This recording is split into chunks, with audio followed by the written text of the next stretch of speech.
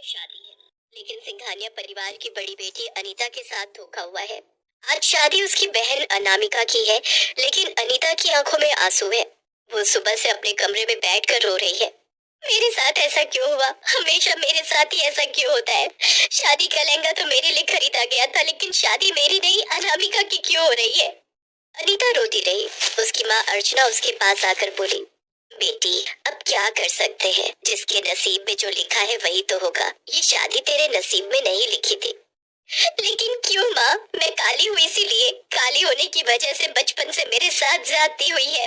तभी वहाँ अनामिका और उनके पिता अमित सिंघानिया आ गए। हाँ हाँ, तू काली है इसीलिए तुझे कोई पसंद नहीं करता है। इसीलिए तो तेरे बॉयफ्रेंड ने तेरी बहन को शादी के लिए चुना है। अब रोने से क्या फायदा?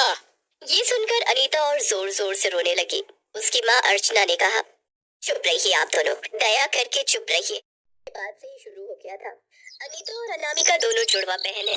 जुड़वा बेटी पाकर अर्चना तो बहुत खुश हुई थी, लेकिन एक गोरी और एक काली बेटी को देखकर अमित जी बहुत गुस्सा हो गए थे। ये क्या किया तूने अर्चना? ये किस अफ्रीकन लड़की को जन्म दिया है? ये तो अंधेरे से भी ज्यादा काली है। मैंने जानबूझकर तो कुछ नहीं किया है जी, और गोरी हो या काली उससे क्या फर्क पड़ता है? मुझे फर्क पड़ता है। इस शहर में मेरा एक सम्मान है। मेरी काली बेटी नहीं हो सकती। आज से ये मेरी बेटी नहीं है। अमित जी ने अनीता को बेटी मानने से ही इनकार कर दिया, लेकिन माँ का दिल तो दोनों बेटियों के लिए बराबर धड़कता है। अनीता को सिर्फ अपनी माँ से थोड़ा बहुत प्यार मिलने लगा, और उधर अनामिका उसके पिता की अच्छी बेटी बन गई।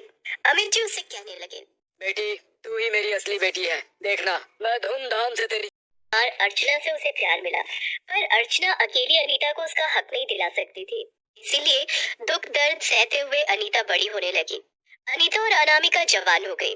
उनके पिता ने अनामिका को अच्छे प्राइवेट स्कूल में भेजा, जहां बड़े शहरों के अमीरों के बच्चे पढ़ते हैं। लेकिन अनीता को भर्ती किया गया सरकारी कॉलेज में, जहां पढ़ाने के लिए टीचर ही नहीं थे। पापा, बहन को अच्छा कॉलेज मिला, लेकिन मुझे क्यों नहीं पापा? मैंने आखिर क्या गलती की है? गलती तो तूने पैदा होकर ही कर दी थी अनीता।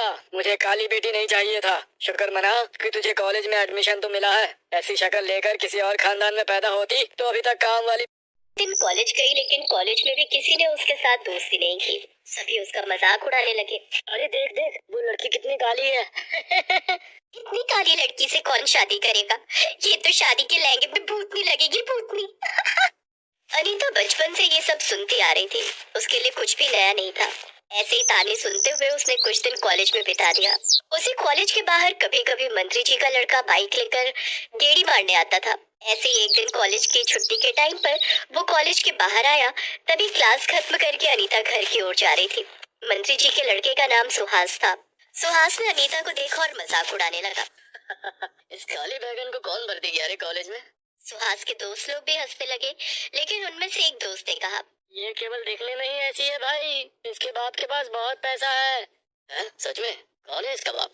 शहर का सबसे बड़ा व्यापारी मिस्टर अमित सिंघानिया।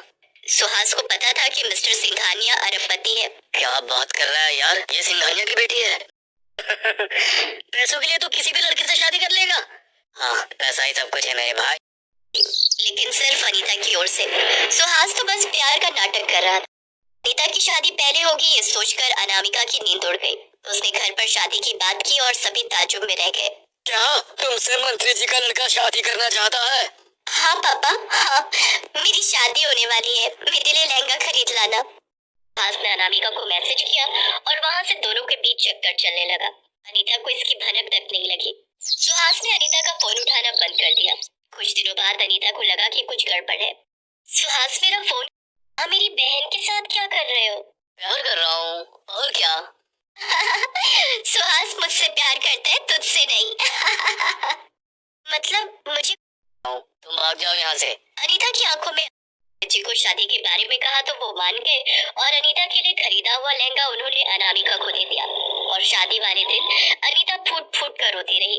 अनामिका ने कहा, आज के दिन रो रो कर मेरी शादी खराब मत कर, भाग जा यहाँ से। गई और एक जंगल में चली गई, और वो एक पेड़ के नीचे बैठकर सिसक सिसक कर रोने लगी। मैंने आखिर क्या बिगाड़ा था? मैं काली हूँ, यही मेरी गलती है क्या? हे भगवान, मुझे उठा लो, मुझे उठा लो।